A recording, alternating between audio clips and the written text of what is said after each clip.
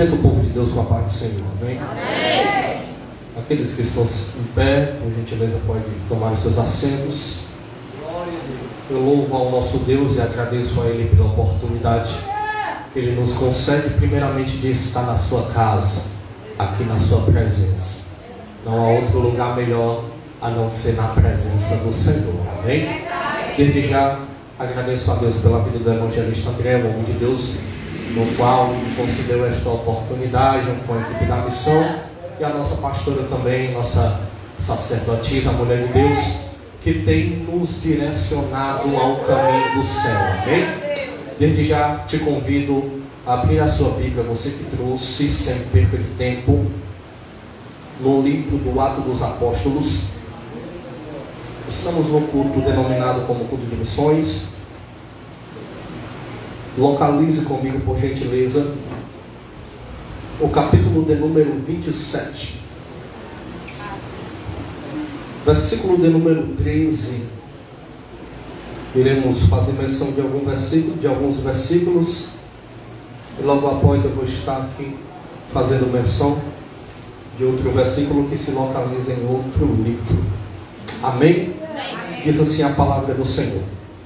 Versículo de número 13 do capítulo de número 27.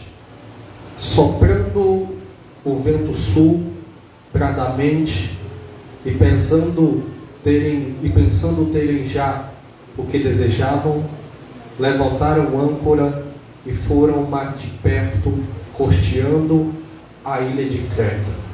Não muito depois, porém, desencadeou-se do lado da ilha um pé de vento chamado vento nordeste, em outras traduções, vento sul. Sendo o navio arrastado e não podendo navegar contra o vento, cedemos a sua força e ficamos à deriva, passando abaixo de uma pequena ilha chamada Clauda. Com muito esforço, pudemos segurar o bote salva-vidas. Recolhemos-nos e usamos dos recursos disponíveis para reforçar o navio com cordas, temendo que fossem lançados nos bancos de areia de Sirte. Baixaram as velas e deixaram a embarcação à deriva. Versículo de número 18. Como fomos violentamente agitados pela tempestade, no dia seguinte começamos a esvaziar o navio. Você, por gentileza, localiza comigo o livro de 2 Timóteo. Rápido e ágil.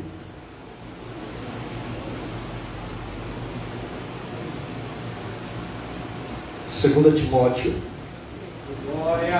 capítulo 4, fazemos menção do versículo de número 7. Diz assim a palavra do Senhor. Versículo de número 7. Combati o bom combate, acabei a carreira e guardei a fé. Bem? Tomem seus assentos em nome de Jesus. Amados irmãos,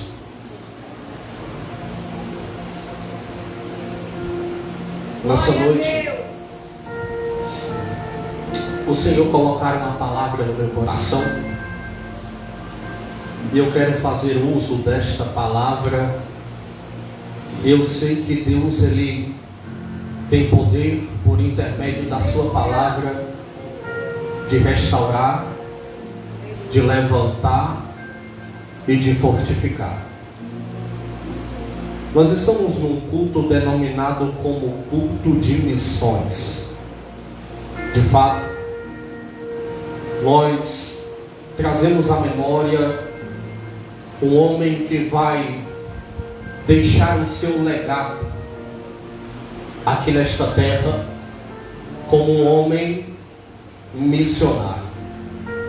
É de suma importância fazer algumas ponderações acerca do livro no qual nós lemos pela primeira vez, que fala do livro de Atos dos Apóstolos.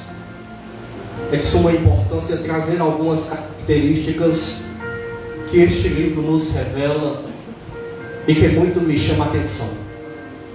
Característica de número 1 que traz o livro de Atos dos Apóstolos é que este livro, ele é o único livro histórico do Novo Testamento. Tudo aquilo que está aqui contido são histórias que foram escritas e contadas pelo evangelista Lucas. Lucas, no original e na sua época, era também conhecido como Lúcio e também chamado como Lucano, natural da Antioquia, estudou e se formou em medicina e exercia a sua profissão na sua cidade. É interessante fazer a segunda ponderação, que este livro muito me chama a atenção, e eu denomino ela como característica de número 2, é que o livro de Atos dos Apóstolos, ele é o livro do mover e do tempo do Espírito Santo. Pega isto, o livro do Atos dos Apóstolos é a vez do Espírito Santo de Deus entrar em ação na história da humanidade. Quero aqui classificar o Antigo Testamento. Nós vamos ver que todo ele, Deus, o Pai Todo-Poderoso, é que vai predominar através das suas ações.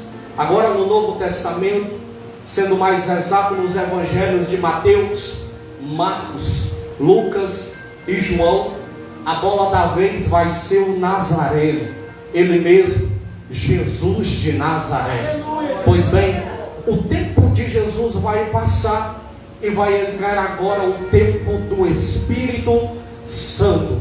É interessante, e também eu acho isto muito importante trazer à nossa memória, que o nosso Deus, ele trabalha com o tempo e respeita o tempo. Teve o tempo de Deus operar, teve o tempo de Jesus operar, e agora é chegado o tempo do Espírito Santo operar. Eu já quero profetizar nesta noite que o tempo de Deus, ele também vai chegar na tua vida. Hoje você está sentado, mas eu profetizo que amanhã você estará de pé sendo usado pelo Espírito Santo. A terceira característica que eu faço menção de trazer à memória é que este livro, Evangelista André, ele vai destacar 2 homens que ganharam uma força inacreditável na história.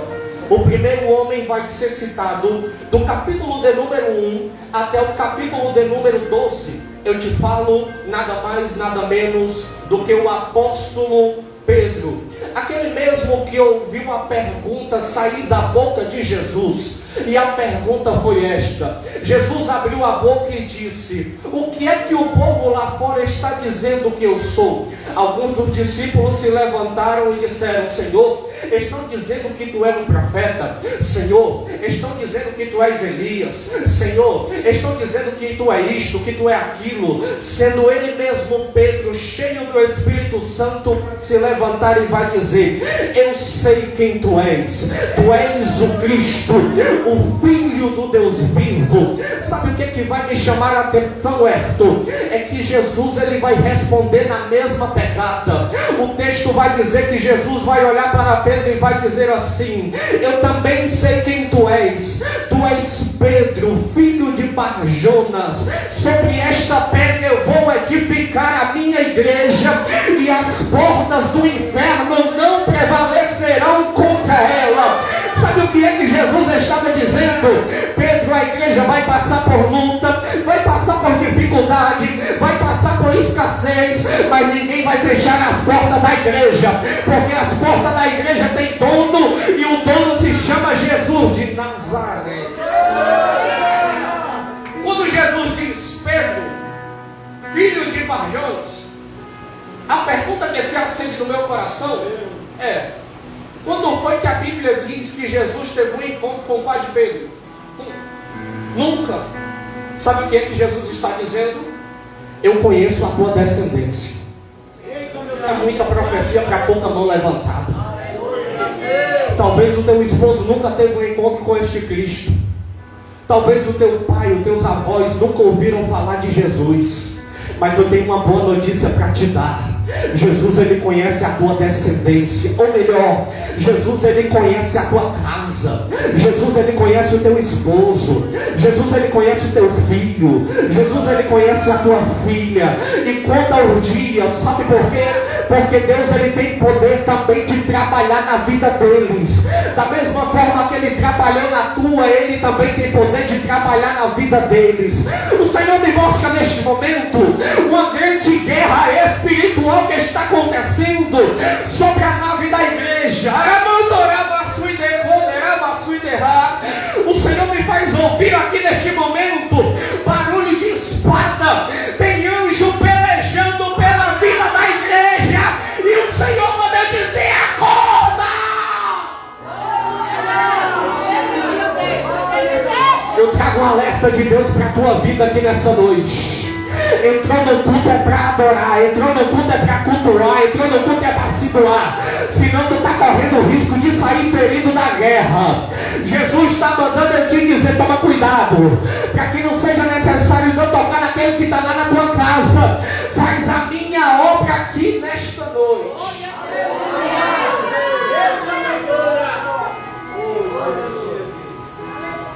Eu estava sentado, André. Eu vou entregar. Oh, Lord.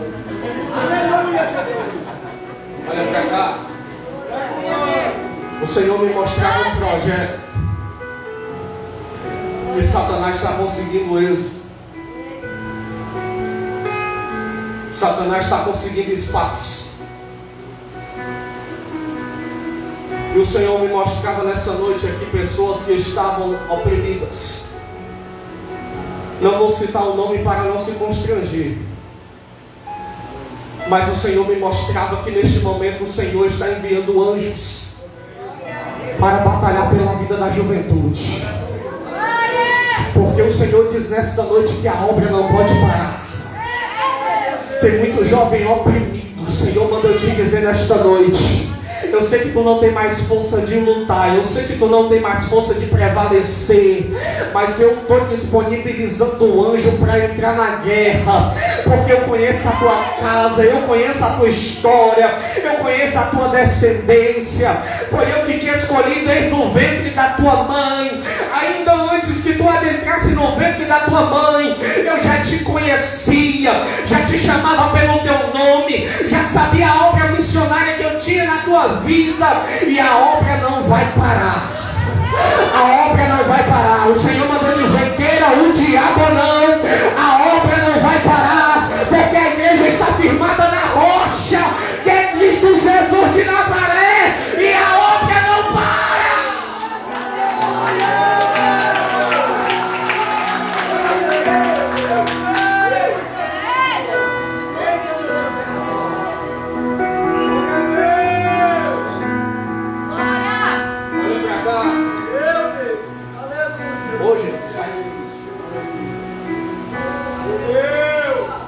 Atos dos Apóstolos é um livro que vai narrar o período mais difícil da igreja. Deixa eu te falar, a gente vive um período de bonança e de facilidade. Se você for estudar o contexto do livro de Atos dos Apóstolos, você vai se decepcionar ao ver o que este livro vai relatar, ao ver o que este livro vai te passar. Você vai ver AIDS, você vai ver gemidos, você vai ver dores. Para que essas portas estivessem abertas e você estivesse sentado nesta cadeira, foi necessário alguém perder a vida aqui entre linhas. Foi necessário alguém sofrer.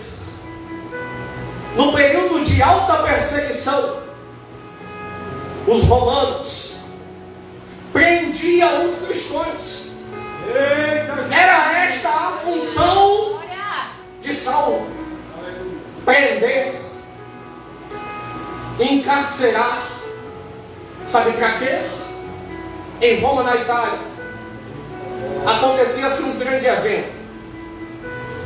Sabe o Coliseu? O sei se os meninos aqui que ainda estão estudando história já se depararam com aquele coliseu parecido mais um estádio na capa do livro de história. Aquele coliseu era lotado pelos romanos. Sabe o que é que acontecia? Os romanos soltavam-se os leões, pegavam-se os cristãos que foram presos porque estavam cultuando a Jesus e lançavam para ser comida de leões. Sabe o que é que vai me chamar a atenção?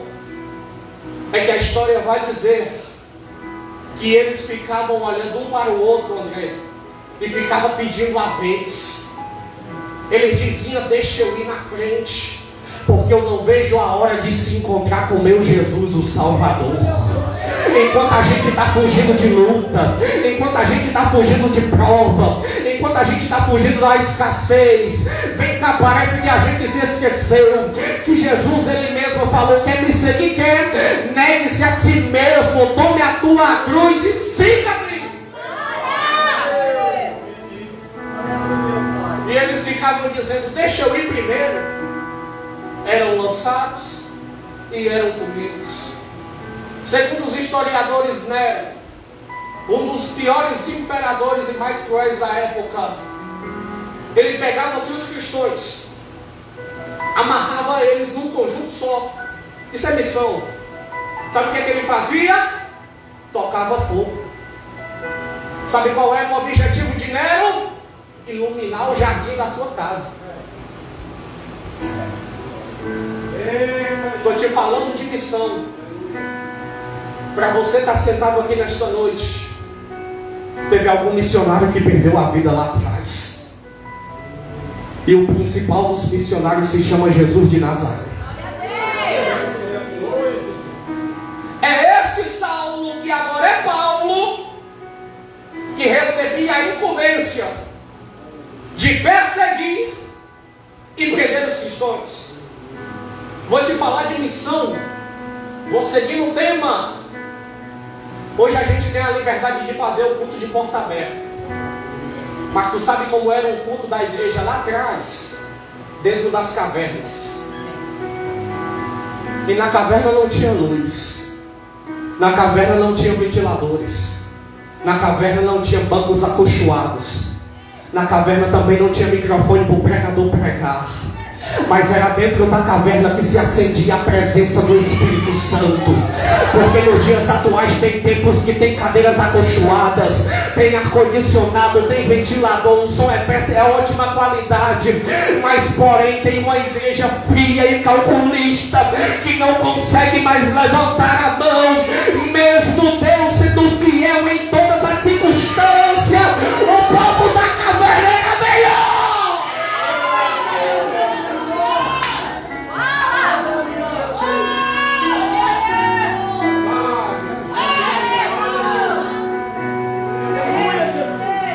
O povo da caverna era melhor. E sabe o que acontecia quando esse Saulo chegava? Ele acabava o culto. Você já imaginou alguém chegar e acabar o culto? Sabe por que ele acabava o culto? Porque ele tinha permissão. Vou de Bíblia. As autoridades disponibilizavam cartas para ele perseguir e prender. Quem são as autoridades? Os políticos da época. Opa! Toca no ombro dele aí, vai. Fala assim para ele: toma cuidado com o teu voto. Crente não... vou entregar Jesus. Crente não vota em ladrão, irmão. Pelo amor de Deus, toma cuidado com o teu voto, para tu não tá dando carta para prender a gente. Glória a Deus. Fala! Sim ou não? Saulo ia nas autoridades e dizia assim: me dá autorização, eu vou lá e acabo com o culto. E aí daquele que não obedecer. A gente não tem noção do poder do nosso voto. lembra da época da pandemia? Do pico. Saiu uma ordem. Por gentileza, use a máscara. Por gentileza, use o álcool. Por gentileza, afira a temperatura do corpo. Mas daqui a pouco a ordem mudou, viu? A ordem é obrigação usar máscara. É obrigação aferir a temperatura do corpo. Senão não entra para comprar. Quem aqui já foi esbarrado na porta do supermercado na época? Eu já fui. Aí saiu o decreto. A ordem é a igreja manter apenas 50% da quantidade de pessoas que pode comportar no templo. Eu te pergunto, a ordem saiu da onde? Eles têm ou não têm poder de fechar? Eu te falo que ele não fecha a porta do nosso coração. Porque a gente é crente aonde Jesus coloca nós, assim eu creio. Se fechar a porta da igreja, a gente também é crente dentro de casa. Olha cá. Com o passar do tempo, ele vai ser transformado. E deixa eu te falar. Eu não te falo de um homem culto. Eu não te falo de um homem leigo. Eu estou falando de um homem estudado. Olha para cá. Eu estou te falando de um homem preparado. Saulo tinha uma dupla. Olha para cá e pega. Nacionalidade. Ele era judeu e ele era romano. Você não pegou. Com a metade judeu, ele era doutor e mestre da religião. Verdade, meu Deus. Porque em Jerusalém, Israel, é a capital da religião. Então, ele entendia da religião. Na época, ele também era romano. Roma, na época do mundo antigo, era a capital do poder político. Eu estou te falando de um homem completo, que entendia da religião e também entendia da política. E Jesus lá em cima olhando, eu quero esse daí, ó. Só que a gente está relaxado naquele versículo que diz que ele gosta dos que não são capacitados para capacitar. Aí a gente se senta na cadeira e diz assim: quando a obra começar, Jesus vai me capacitar. Só que eu não estou pregando para quem vai se capacitar no decorrer da obra. Eu estou pregando para quem está se capacitando antes que a obra chegue e comece na tua vida. Eu trago uma palavra profética para você. Estuda, se prepara, busca, vai na história, vai no acontecimento, porque no tempo certo e na hora certa, Jesus vai olhar e vai dizer: eu quero esse daqui, ó. Ei! Olha para cá. Com o passar do tempo ele tem o seu nome trocado, porque ele teve um encontro com Jesus e ele vai começar a desencadear o seu ministério missionário. Em Atos capítulo de número 13, nós vamos se deparar entre linhas, no contexto da história, com Paulo, que estava há 14 anos a esperar a promessa de Deus chegar na sua vida. Depois de Atos 9 até Atos capítulo de número 13, tem um período de espaço de aproximadamente 14 a 15 anos. Depois de Atos 9, você não vê mais falar de Paulo. Você só vai ver o nome dele sendo citado no 13. Foram 14 anos se preparando e esperando o tempo de Deus chegar na vida dele. E nesses 14 anos, Rafael, o que ele estava fazendo? Desocupado? Não. Deixa eu jogar para cima para ver quem pega. Aleluia. Jesus não chamou desocupado. É porque tem hora que a gente não quer prestar mesmo e diz que nós não tem tempo, diz que não dá para fazer. E eu estou pregando para mim também, porque o primeiro a estar errado sou eu. Mas Jesus só chamou quem de ocupado.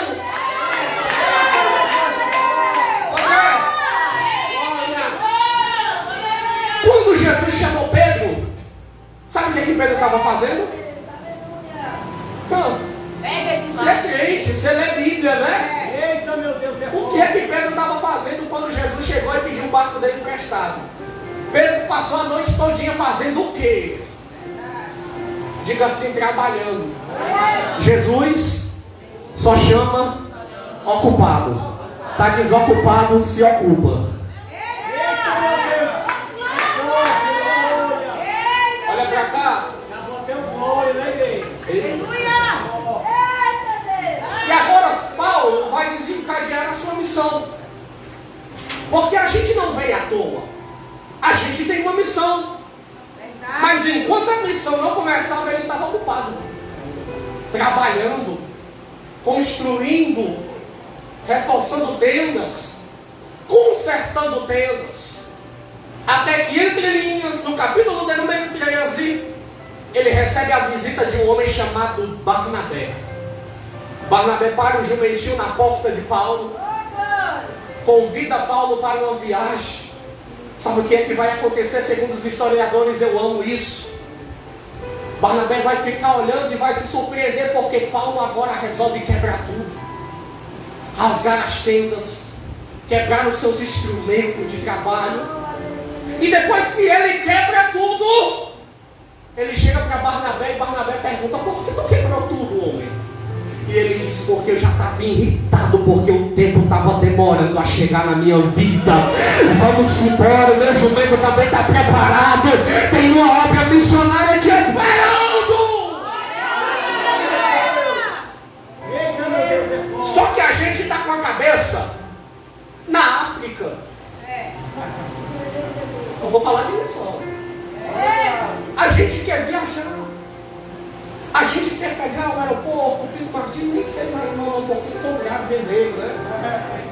Mas a gente acha que ser missionário é colocar uma mala, uma mochila, paletó dentro da mochila e entrar num avião e viajar. Não. A missão primeiramente começa em casa. Eita, meu Deus. Tem alguém na tua rua que está contando contigo. Tem alguém no nosso bairro que está precisando. Existem duas formas. Na realidade, três. Aprendi na escola bíblica. 3 formas de fazer a obra missionária. Vou soltar. A primeira forma é indo. Você pode ir.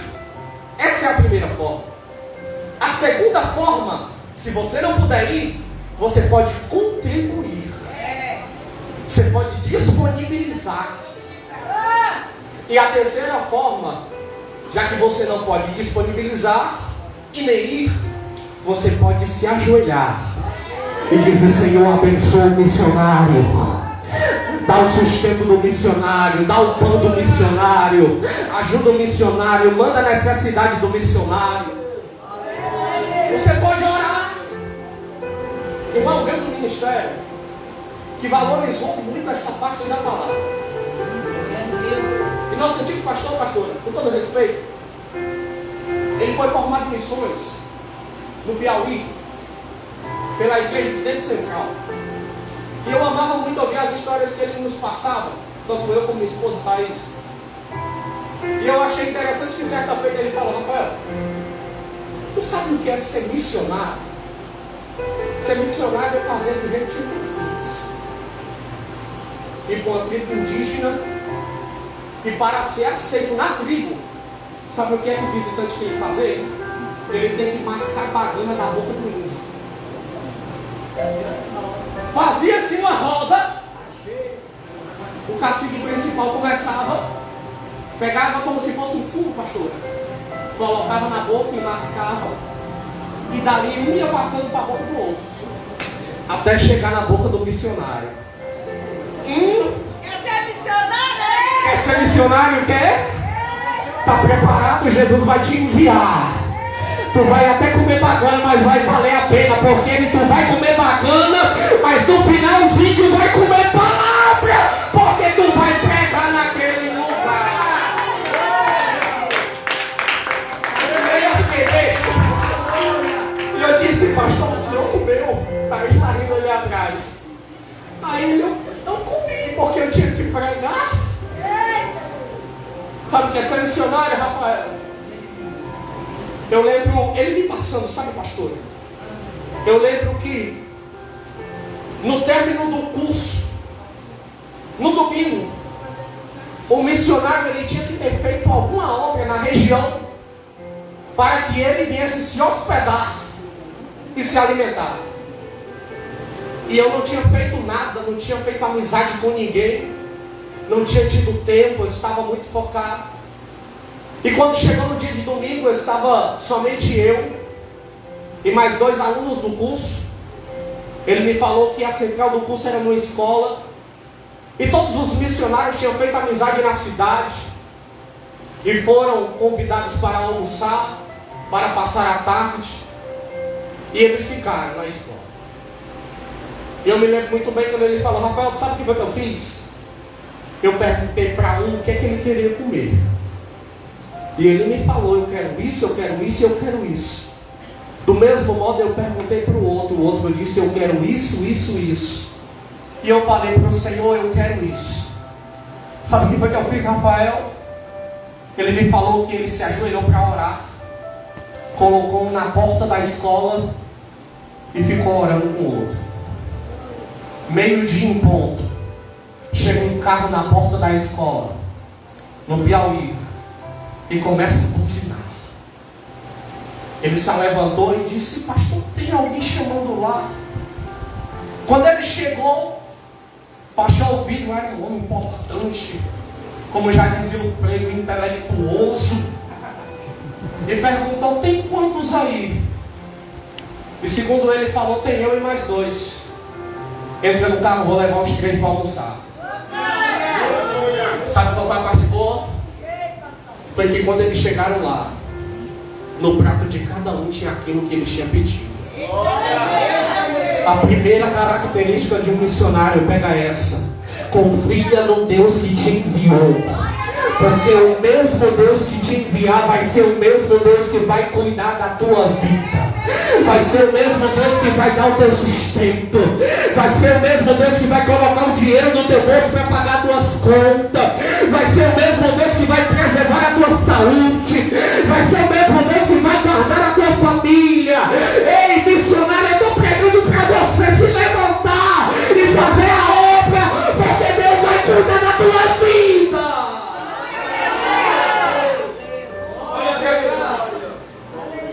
Sabe o que é que vai acontecer? Paulo vai se levantar. Por volta do capítulo de número 13, a Bíblia vai dizer que agora, 13 e 14, eles estão, sabe o que? Orando e jejuando. Aonde? Em Antioquia. Aonde? Na igreja. Sabe o que foi que aconteceu? O Espírito Santo desceu e se manifestou. Quando o Espírito Santo se manifesta, o Espírito Santo vai ser bem claro e vai dizer: separa Paulo e Barnabé para uma obra missionária que eu tenho para os 2. Mas eles estavam fazendo o quê? Diga comigo: se preparando. Mas preparado ele já estava. Só que a Bíblia é conjunto. Paulo ele tinha letra, mas agora ele estava buscando aquilo que ele não tinha: a graça. Pregador não pode ter só letra, ele também tem que ter graça. Pregador não pode só orar, ele também tem que estudar. É um conjunto, André. É letra e é graça. É sabedoria e é graça. É a letra e a unção. E a gente é um povo incompleto. Quando tem letra, vou falar. Eu estou em casa, mas não vou falar porque isso é para mim. Quando tem letra, não tem unção. Quando tem unção, não tem letra. Quando tem voz bonita, não tem unção. Quando tem unção, não tem voz boa, Jesus. Lá dentro acha bom, né? Aleluia, meu Deus. Mas Paulo não. Aleluia. Paulo era completo. Eu te mostro aqui o caminho no texto. Paulo, ele era tão completo. Aleluia. Olha a espécie de missionário que Paulo era. Ele mesmo disse: sede os meus imitadores, Aleluia. assim como eu sou de Cristo. Sabe o que ele está dizendo? Aleluia. O que vocês não estão conseguindo fazer como Jesus faz? Faz igual eu faço. Aleluia, meu Deus. Aleluia. Olha só o grau, Aleluia, meu Deus. olha só o patamar que esse homem chegou. Ele está dizendo: quem imita ele, rapaz, imite a mim. Tá para nós não. Se não fosse a misericórdia, nós já tínhamos consumido, já acabado com o nosso dia, como a pastora falou hoje de manhã. Sabe o que é que Paulo está dizendo? Faça do jeito que eu faço. Ande do jeito que eu ando. Aleluia, meu Deus. Fale do jeito que eu falo. E escute o que eu escuto. Aleluia, Jesus. Aleluia. 3 coisas que nos contaminam: ver o que não é para ver, ouvir o que não é para ouvir e falar o que não é para falar. Aleluia.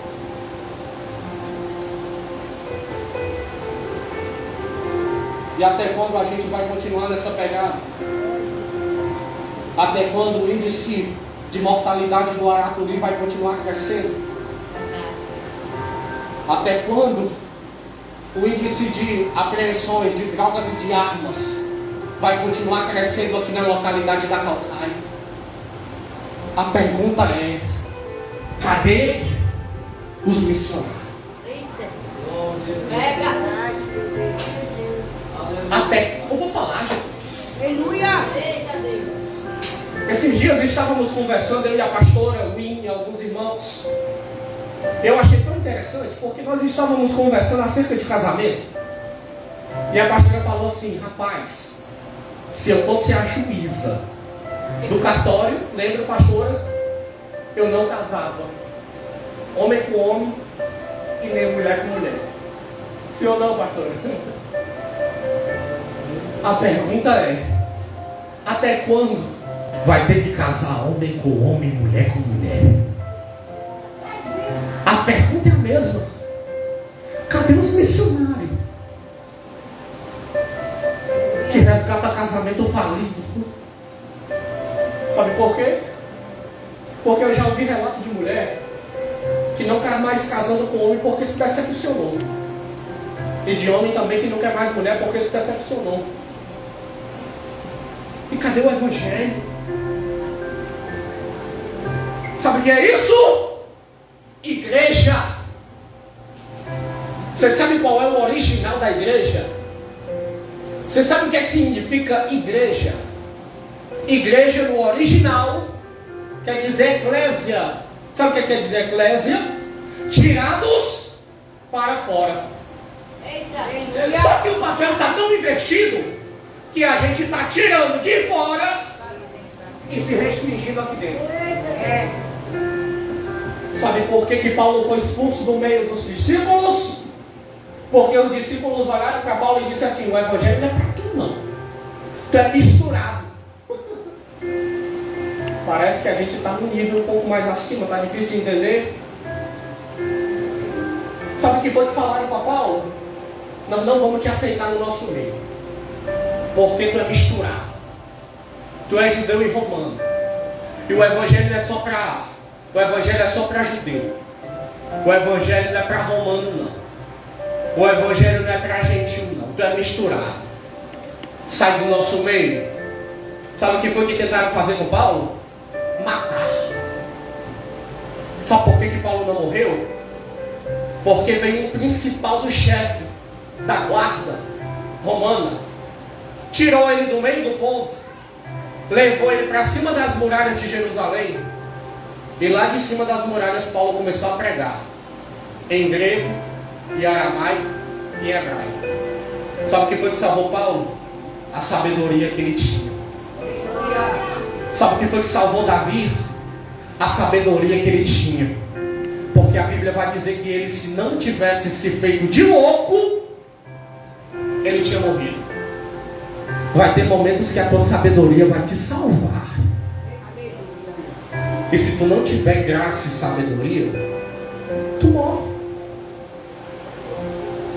A gente não forma mais missionário. A gente vai, eu vou falar, Jesus. A gente está indo para a rua despreparado. Olha para cá. Isso daqui é um choque de realidade. Certa feita, eu trabalhava com um rapaz.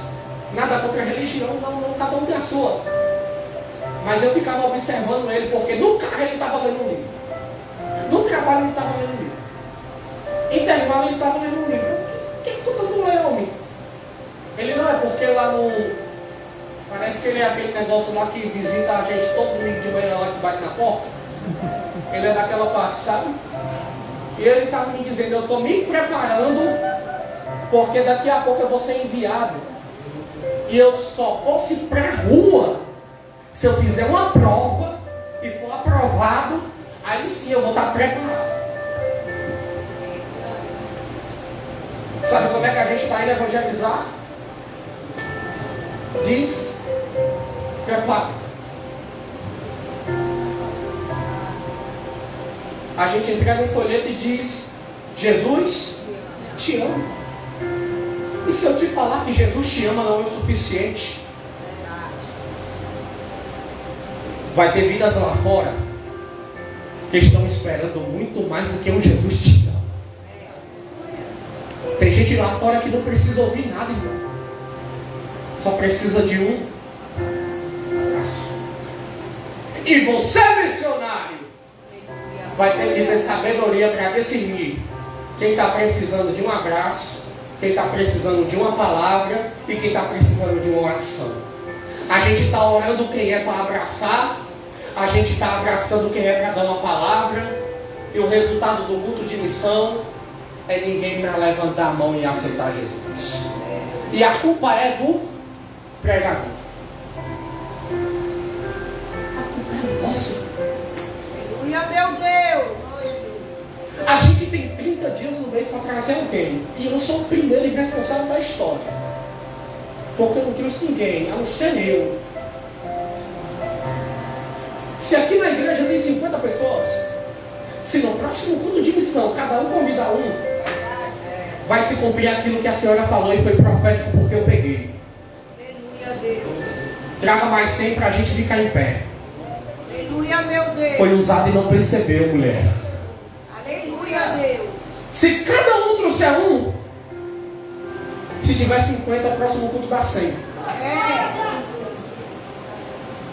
Se dos 50, 25 levantar a mão e aceitar Jesus, no próximo mês é 75. Cada um trazendo um é 150. Se dos 150, dos 75 que foram convidados, apenas mais 25 levantar a mão e aceitar Jesus, no terceiro culto de missão, vai ter aqui 100 crentes, convidando mais 100 pessoas que estão lá fora. Imaginou aí, irmão, aqui com 200 crentes aqui dentro, dando glória a Deus e aleluia.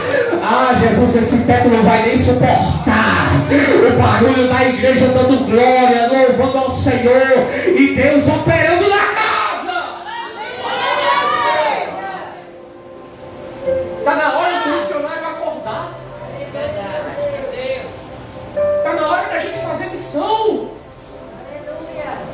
Desculpa, cara. gente acha que a missão está andando longe. Quem foi que foi visitar alguém hoje? Eu vou dizer, eu sou o primeiro responsável da história. Eu passei o dia lavando a casa, mas a Thaís. Eu tirei um cochilo depois do almoço. Eu li a Bíblia na parte da tarde. Mas não evangelizei ninguém. Tu tá pensando que pregador só prega para a igreja, é? A primeira palavra que dói é aqui. Aleluia, meu Deus. É Deus dizendo, pregador, tu não está fazendo nada. Tá doendo, né? Mas vai sarar. Aleluia, meu Deus. Se eu tivesse profetizando o teu carro, tu tava com um sorriso no rosto. Mas muito valioso do que o teu carro, muito mais vale uma vida, o teu vizinho, a tua mãe, o teu pai, o teu parente, alguém da tua rua sentado nessa cadeira, ouvindo a palavra.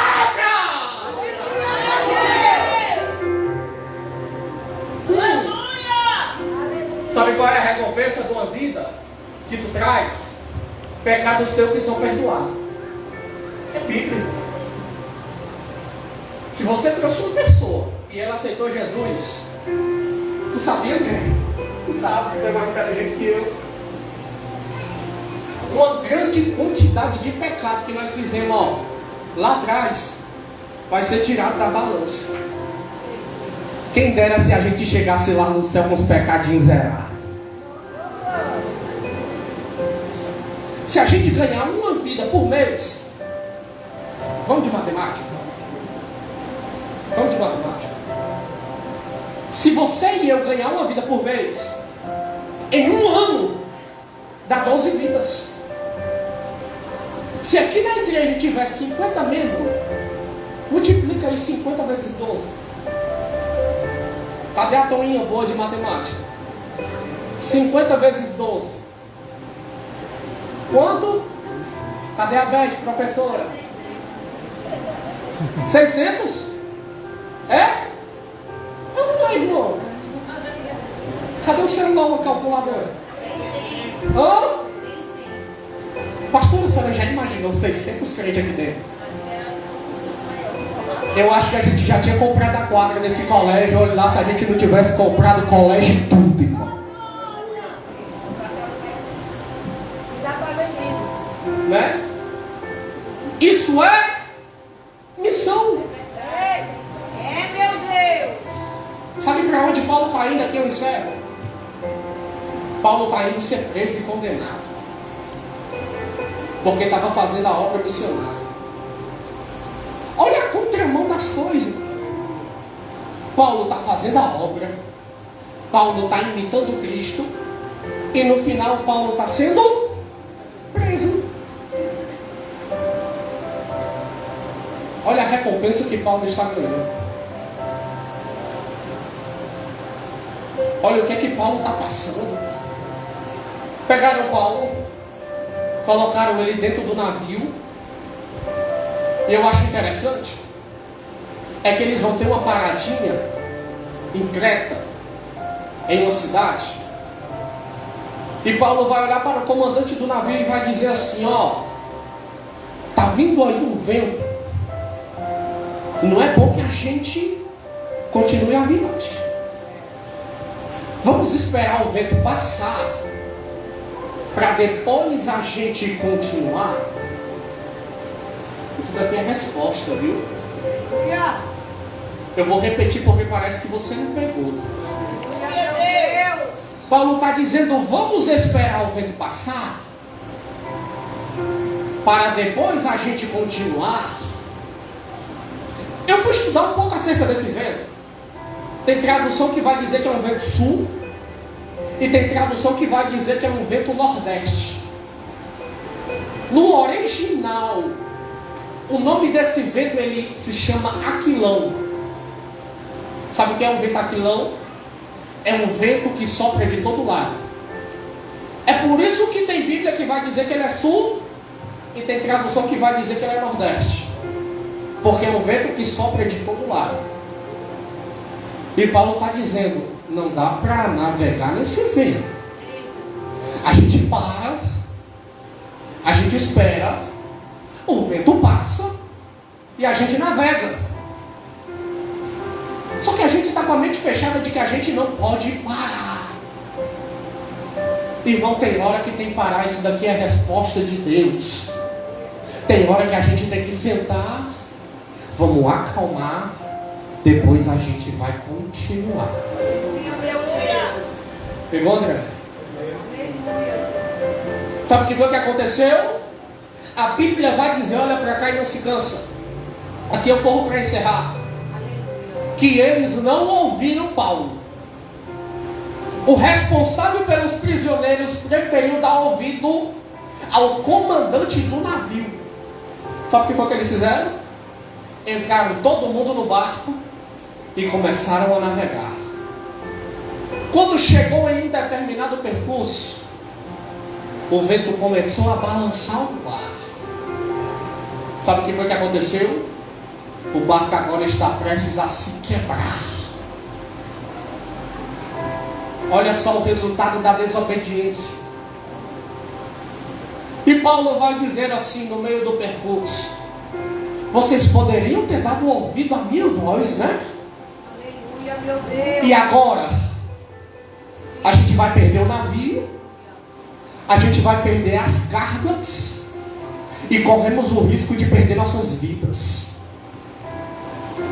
Você sabia que muitas das vezes, pelo fruto da nossa desobediência, quem não tem nada a ver na história acaba sofrendo?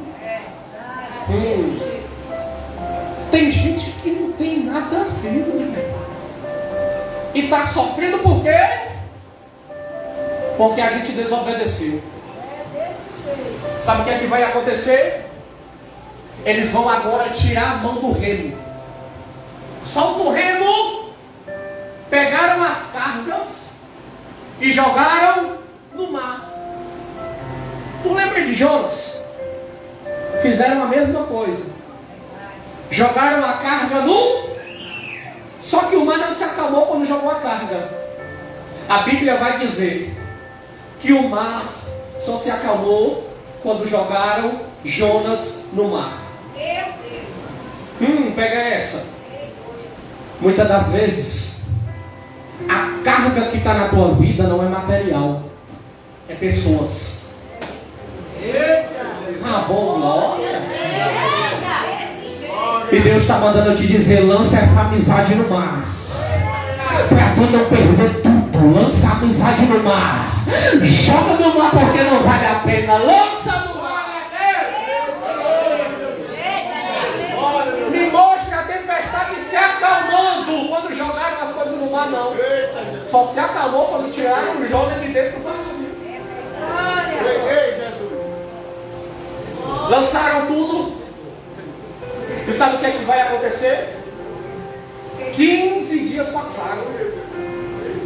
Pastora, analisa comigo, pelo amor de Deus. A senhora é inteligente demais. 15 dias passaram. E eles não viam nem uma estrela no céu. E era tudo escuridão. Até que o texto vai dizer, estou pegando Bíblia, que acabou a esperança de viver. Isso é sério. Quando acaba a esperança, a Bíblia vai dizer que um anjo desce dentro do navio e fala através da boca de Paulo e diz: nenhum que está dentro do navio vai morrer. Só vamos perder o navio e as cargas. Deixa eu profetizar na tua vida. Deixa, levanta a tua mão, pelo amor de Deus. Tu pode perder o teu carro, tu pode perder a tua casa, tu pode perder a tua conta bancária, mas a tua vida ainda está na mão do Criador. Tu pode ter desobedecido, tu pode ter desviado, pode ter desrespeitado, pode ter feito o que tu fez, mas Jesus manda eu te dizer: ainda tem jeito para tua história.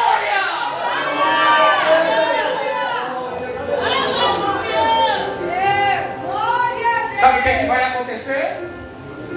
Eles vão se aproximar, largaram os remos, muito legal, largaram os remos Sabe o que aconteceu com o barco? O texto vai dizer que o barco ficou à deriva. Sabe o que é um barco à deriva?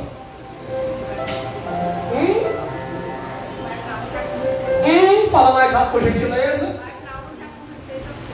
Eita! Ainda tem crente que gosta de Bíblia.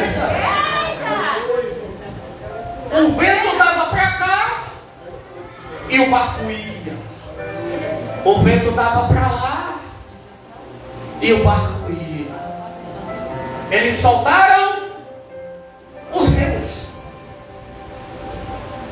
Você sabe onde é que ficava o remo? No barco antigo? No porão do navio. Ninguém via quem estava remando. Ninguém via quem estava controlando o barco. O barco antigo trabalhava de duas formas. O comandante na cabine guiava, e quem estava no porão remava. Fica de pé, pastora, por gentileza. Você não pegou porque você está vendo. Diga para mim assim, por gentileza, a pastora controla. Não, só a Claudete, pelo amor de Deus, diga assim, a pastora controla. E a gente vai remando no porão. É muita profecia para pouca mão levantada. A gente está no porão do barco. Ela controla e a gente rema.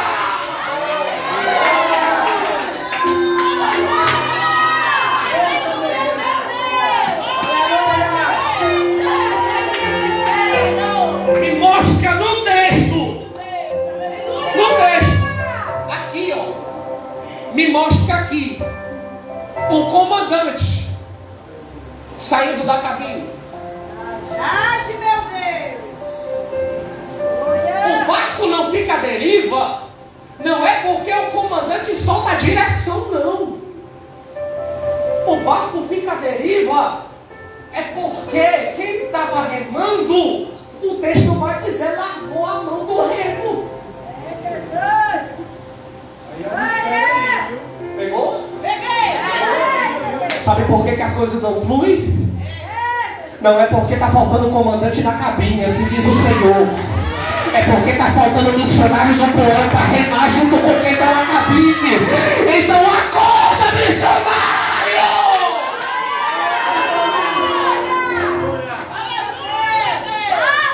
Quem está no porão está no anonimato. Ninguém está vendo, André. Só que a gente precisa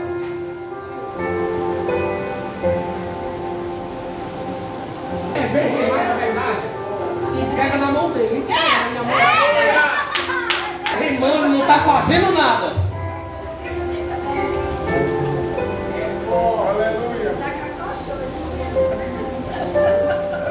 Eles soltaram a mão do remo. Soltaram a mão do remo aqui é entregar os pontos. Não via mais estrela, só escuridão, e as esperanças acabaram. Aí a voz do grandão bradou dentro do barco e diz assim: Paulo, não te preocupa não, porque tu vai chegar na Itália. O texto vai dizer: tem bom ânimo. Sabe o que é ter bom ânimo? É coloca o teu sorriso no rosto, porque por mais que a dificuldade seja grande, a minha palavra é maior sobre a tua vida.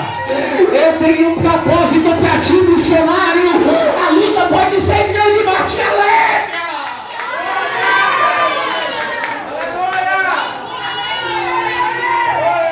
Paulo profetizou. Sabe o que é que vai acontecer? Os homens agora estão saindo da embarcação e estão indo para a ilha. A ilha é chamada Malta. A pastora pregou hoje de manhã, me deu uma mensagem. Olha cá. Sabe o que foi que o responsável pelos prisioneiros disse? Vamos matar todo mundo. Porque se um fugir, quem vai morrer sou eu quando chegar em Roma. Só que Paulo se levantou e disse assim: não vai fugir ninguém. Irmão, você não está enxergando Você não está enxergando não Paulo tomando o controle da situação? Outrora estava dando tudo errado, sabe por quê? Porque o controle estava na mão da pessoa errada. Mas agora está na mão de Paulo. E Paulo está dizendo, agora vai dar certo. Coloca o joelho no chão, que agora vai dar certo.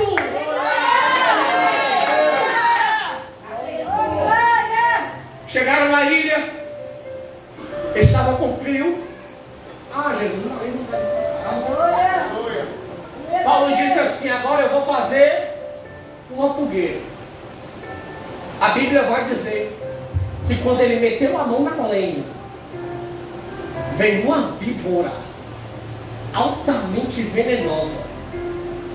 Mordeu, ou melhor, picou, morreu. A Bíblia vai dizer que quando ele trouxe o graveto, ela veio abocanhada na mão dele. O animal que eu tenho medo. Eu durmo enrolado do pé à cabeça, que eu não vou mentir com a senhora não, eu tenho medo. E lá em Coatira tem umas, de vez em quando. Uma vez eu não vou falar. Eu passei uma vergonha. Porque do lado da minha casa tem 2 terrenos que são baldio, né? Ainda são terrenos, não tem casa. E quando eu estava no banheiro e ia tomar um banho, e quando eu vi, tinha uma cobra entrando assim, sabe? Oh, meu Deus! Eu morri lá mesmo. Irmão, não é falta de coragem não, mas cadê o homem para matar? Eu corri e fui chamar um amigo meu, pelo amor de Deus, que vergonha que eu passei. Quando eu cheguei lá, ela tinha desaparecido. Não sei se ela volta pelo mesmo caminho. Como é que dorme sem saber onde é que ela está? Olha cá. Eu volto, meu Deus, não, que eu tramei a brecha. Olha, cara, ela vem agarrada na mão de Paulo. E o texto vai dizer que eles ficaram esperando Paulo morrer. Eu vou pregar. Tem gente que está só esperando tu morrer. Só que Paulo sacudiu e lançou ela no fogo. E parece que eu estou vendo os presidiários dizendo, ele não vai morrer não. Quem morreu foi a cobra. Porque aquilo que vem contra a tua vida vai voltar. Porque tem uma proteção espiritual sobre a tua casa, sobre a tua família, e ninguém vai tocar no teu lar. Paulo chega em Roma, vai ser julgado, e agora nos últimos momentos da vida do missionário, com a cabeça na forca, assim eu encerro, os romanos resolveram decapitar ele. Eu estive me perguntando nessa tarde, Senhor, a morte mais cruel dos romanos não era a decapitação, era a crucificação. Por que Paulo não foi crucificado? Aí o Senhor me revelou, claro. Não podia ser crucificado quem era romano. E ele era romano. Por isso que ele apelou. Então, já que não pode crucificar ele, não tem problema não. Vamos arrancar a cabeça. Sabe por que a crucificação era a pior morte? Porque morria aos poucos. E a decapitação morria de uma vez só. Deitaram Paulo, ataram suas mãos, os seus pés, e agora uma espécie de navalha gigantesca vai descer sobre as suas cabeças. E antes dele soltarem a navalha, ele abriu a boca e disse: eu combati um bom combate. Aleluia, meu Deus! Eu encerrei a minha carreira. Aleluia, Jesus! E eu guardei a minha fé. Eu perguntei ao Senhor, por que Paulo combateu o combate e acabou a carreira e guardou a fé? O Senhor me respondeu: a única coisa, meu filho, que o meu povo leva da terra para o céu? Aleluia. Responde, vai. É a tua fé. Agradeço a oportunidade em nome de Jesus.